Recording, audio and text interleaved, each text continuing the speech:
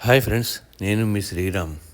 నా కాశీయాత్ర ప్రయాగలో స్నానం ముగించుకుని అయోధ్యలో రామమందిరాన్ని చూసి కాశీలో శివరాత్రి జరుపుకుని రుద్రాభిషేకం చేసుకుని గయలో విష్ణుపాదం దర్శించి అలాగే మంగళగౌరి శక్తిపీఠాన్ని కూడా దర్శించి నా తిరుగు ప్రయాణాన్ని మొదలుపెట్టాను కాశీ నుంచి.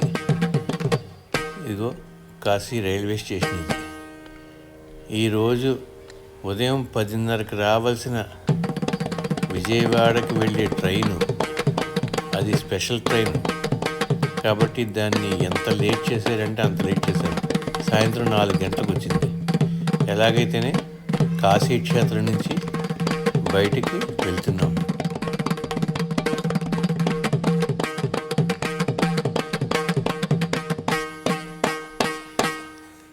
చూడండి ఇక్కడ పెద్ద నమస్కారం పెడుతున్నట్టుగా చేతులు ఉన్నాయి. చాలా బాగుంది కదా. ఈ కాశీ వచ్చే వారికి నమస్కరిస్తున్నట్టు అనమాట. ఇది వ్యాస కాశీ, అంటే కాశీకి ఆవలి ఒడ్డున ఉన్నది. ఇక్కడ స్నానం చేయరాదు ఎవరును, అది ఒక శాపం. సుమారు 65 కోట్ల మందిని రప్పించిన ఈ ప్రయాగరాజు ఇప్పుడు చూడండి ఎంత నిర్మానుష్యంగా ఉందో. ఒకప్పుడు కిటకిటలాడిపోయింది మనుషులతో. అడుగు తీసి అడుగు పెట్టాలంటే భయం, ఎక్కడ స్టాంపేడ్ జరిగి చనిపోతారో అన్నంతగా నిండిపోయిన జనం ఈరోజు ఎలా వెలవెలలాడిపోతుందో చూడండి. ఒక్కళ్ళు లేరు. ప్రయాగరాజ్ వచ్చేసరికి రాత్రి 9 అయింది.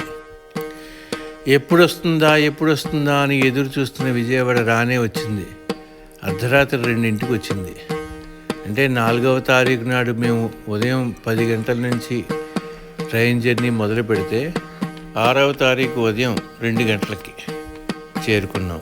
తిరుపతి నుంచి విశాఖపట్నం వెళ్ళే డబల్ డెక్కర్ ట్రైన్లో టికెట్లు బుక్ చేసుకున్నాం. అది ఉదయం 4:30కు వస్తుంది. అదిగో రానే వచ్చింది. మాకు లోయర్ డెక్లో 11, 12 నెంబర్ల సీట్లు వచ్చాయి. మొత్తానికి ఎలా అవుతేనే ట్రైన్ కదిలింది. అదిగోండి గోదావరి కూడా వచ్చేసింది. ఇంకా గోదావరి దాటామంటే మన కాకినాడ వచ్చేసినట్టే. ఇంకా మళ్ళీ కాకినాడ దాకా అన్నీ తీయడం ఎందుకండి. నేను చేరుకున్నాను, ఇంటికి క్షేమంగా చేరుకున్నాను.